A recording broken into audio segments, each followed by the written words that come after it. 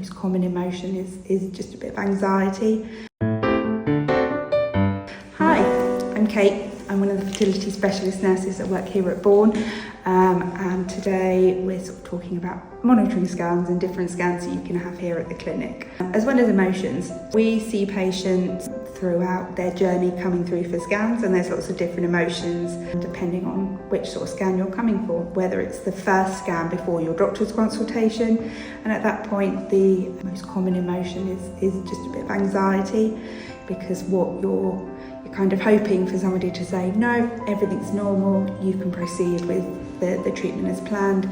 But then there's also might be a small part of you that's potentially wanting something to be found to give a reason for your cause of infertility, because often sometimes not having a reason is just as hard. We see patients for scans right the way through, and different emotions come at different stages. Generally the very first scan before they see the doctor, you're just wanting to make sure that everything is normal, there's nothing found that's going to impact on you being able to start your fertility journey.